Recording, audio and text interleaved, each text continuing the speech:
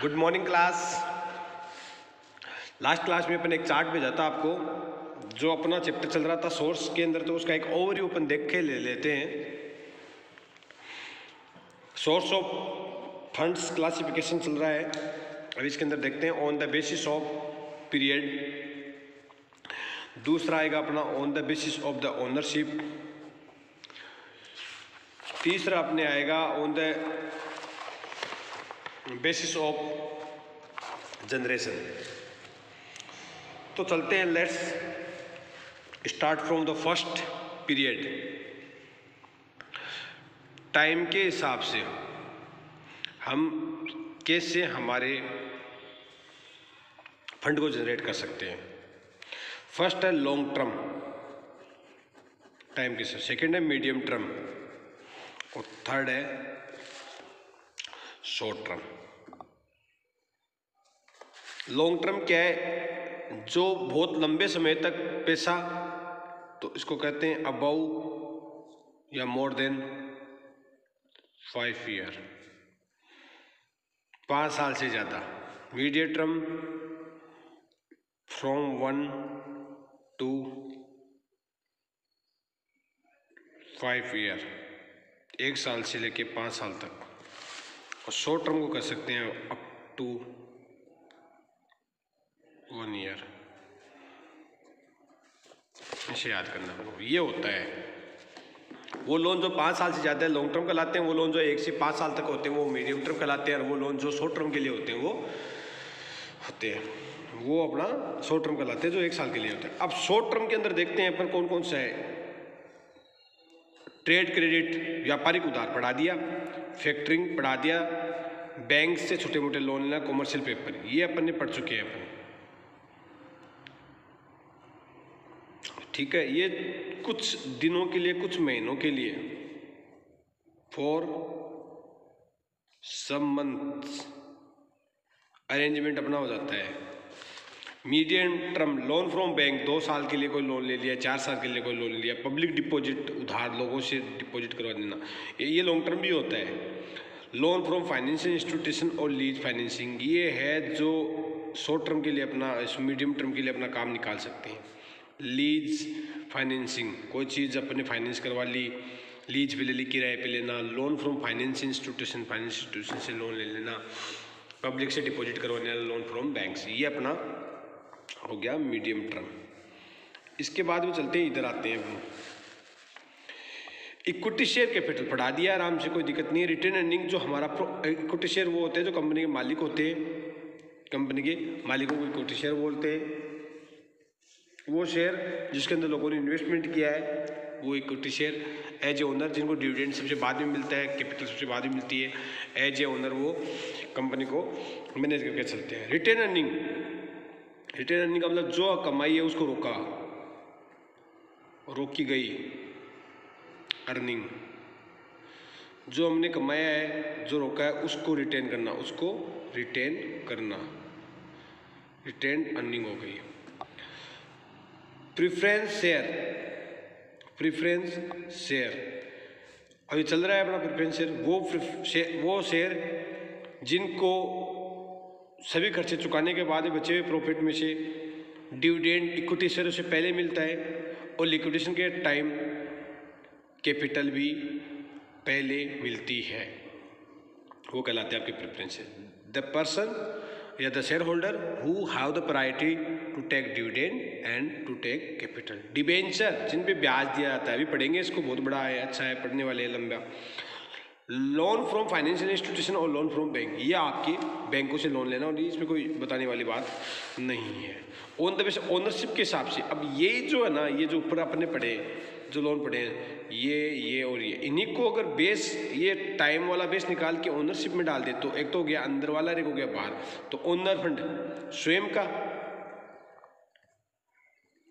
और ये बाहर से लेना बोरोड फंड, बाहर के व्यक्तियों से।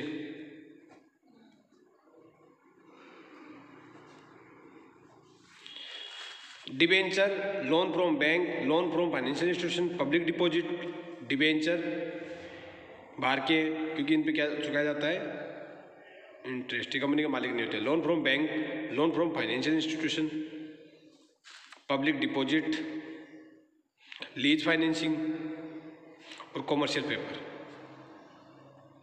Commercial paper, lease financing, public deposit, loan from financial institution, loan from bank, ये आपका हो गया बोरोड फंड। क्या हो गया? Borrowed fund. अब ये बाहर के, अब अंदर वाले क्या है? मालिकाना इक्विटी शेयर स्वयं का होता है, रिटेन जो प्रॉफिट रोका गया है, रिटेन अर्निंग प्रॉफिट रोक लिया गया है, खुद का होता है, तो इसको क्या करेंगे? ओनरशिप वाला बोलेंगे, ओनरशिप वाला फंड बोलेंगे। ठीक है, इसमें कोई इश्यू नहीं है। अब चलते हैं आगे। ऑन द बेसिस, अच्छा लोन वही है सारे जो पीछे पड़े थे, नाम अब जनरेशन के हिसाब से।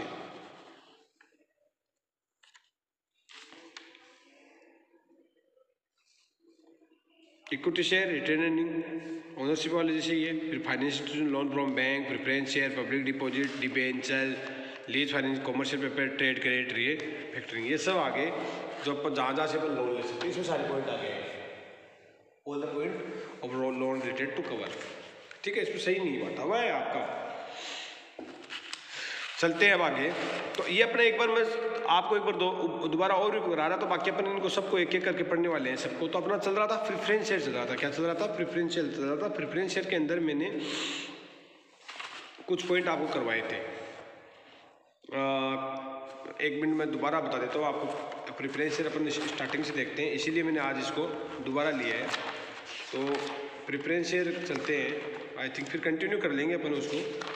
तो 11th क्लास का ये रहा, देखो प्रेफरेंस शेयर अपना यहाँ से स्टार्ट करते हैं। प्रेफरेंस शेयर दोबारा स्टार्ट करते हैं।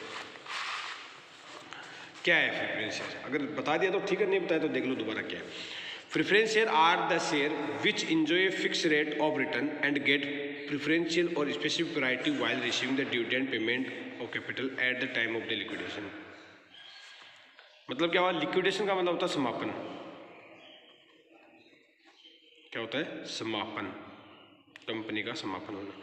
Preference share are the share which enjoy the fix rate, अच्छा इनकी डिविडेंड की रेट क्या होती है? फिक्स होती है। Of return and get preferential और स्पेशल प्रायोरिटी, स्पेशल प्रायोरिटी होती है वाइल रिसीविंग डिविडेंड, डिविडेंड प्राप्त करने की। क्या करने की? डिविडेंड प्राप्त करने की स्पेशल प्रायोरिटी होती है। Repayment of capital at the time of the liquidation, और लिक्विडेशन के टाइम सबसे पहले इनको पेमेंट मिलता है। सबसे पहले मतलब इक्विटी शेयर से पहले मिलता है। Preference are share holder get fix rate of dividend pre determine at the rate time of the share. Fix rate of dividend pre determine at the time of, pre determine पहले से determine की हुई होती है इनकी rate, जब share issue किए जाते हैं तभी डिटरमाइन कर दी जाती है। Preference share can be classified, classified करेंगे अपन इसका क्लासिफिकेशन, कन्वर्टेबल, नॉन कन्वर्टेबल। तो ये पढ़ाया हुआ है, मोटा मोटी मैं आपको बता देता हूँ दोबारा क्या होता है। कन्वर्टेबल प्रेफरेंस शेयर वो प्रेफरेंस शेयर होते हैं जिनको एक समय के बाद में इक्विटी शेयरों में कन्वर्ट करा दिया जाता है। तो आपको क्या लिखना है? Convertible preference share have the option, have the option का मतलब जिनके पास ऑप्शन होता है of being converted into equity share after a specific period of time. एक समय के बाद में इनको कन्वर्ट करा दिया जाता है। किस में कन्वर्ट करा दिया जाता है? इक्विटी शेयरों के अंदर कन्वर्ट करा दिया जाता है। उसके बाद नॉन कन्वर्टेबल प्रेफरेंस शेयर, जो जिनको एक समय के बाद में कन्वर्ट नहीं कराया जाता है, जिनको एक समय के बाद में कन्वर्ट नहीं कराया जाता है, वो नॉन कन्वर्टेबल प्रेफरेंस शेयर कहलाते हैं। अब चलते हैं पॉइंट नंबर बी, कम्युलेटिव और non cumulative. Due to losses or lesser profit in a financial year, a company may not be able to pay dividend on the preference share. The dividend or on cumulative preference share is carried forward. याद कर लो, यहाँ मैं इसे बता देता हूँ। Cumulative का मतलब होता है जिनका प्रॉफिट अगर किसी साल में नहीं मिले, जिन प्रेफरेंस शेयरों को डिविडेंड प्रॉफिट के रूप में नहीं मिले, तो जिस साल में प्रॉफिट नहीं हुआ उसमें नहीं मिलेगा, तो जब प्रॉफिट होगा नेक्स्ट ईयर में कभी भी, तो उसमें उसको प्रॉफिट मिल जाएगा, उसका प्रॉफिट जुड़ता जाता है। तो ड्यू टू लॉस और lesser profit in a financial year, a company may not able to pay dividend on preference share. The dividend on cumulative preference share is carry forward and plan in future but non cumulative, इसका मतलब होता है बाद में जुड़ जाता है, उनका जब प्रॉफिट होगा तो इनको दे दिया जाता है, और नॉन कन्वर्टेबल में उनको नहीं दिया जाता है। अगर प्रॉफिट हो तो मिल जाएगा, नहीं है तो नहीं मिलेगा। Participating and non participating, when preference share participate like equity share in the profit of the company in addition to their fix profit, they are known as a participant. इसका मतलब ये होता है जब कंपनी के पास बहुत सारा प्रॉफिट होता है, प्रेफरेंस शेयर को भी प्रॉफिट दे दिया, उसका बाद बचा हुआ इक्विटी शेयर को भी दे दिया, फिर भी बहुत प्रॉफिट बच गया, एक बहुत अच्छे परसेंटेज में अपने इक्विटी शेयर को दे दिया, मालिकों को दे दिया, बचा हुआ सब सारा ही मालिक का होता है बट दे दिया, फिर भी बच गया है, तो उसमें भी अगर अपन इनको पार्टिसिपेट कराते हैं तो क्या कहलाता है, वो पार्टिसिपेट प्रेफरेंस शेयर कहलाते हैं। तो इसी के कंटिन्यू अपन इसके अंदर देखते हैं प्रेफरेंस शेयर की मेरिट क्या है, बाकी और बाद में देख लेंगे। Preference share provide reasonably study include in the from the fix rate of the return. इसमें क्या होती है, पहला फायदा फिक्स रेट ऑफ रिटर्न होती है। Preference share are useful for the those investment who want to fix rate of, उन लोगों के लिए अच्छा है जो फिक्स रेट लेना चाहते हैं। तो ये अपना एक मोटा मोटा और ही हो गया प्रेफरेंस शेयर का, कंटिन्यू आगे करते हैं। Thank you so much.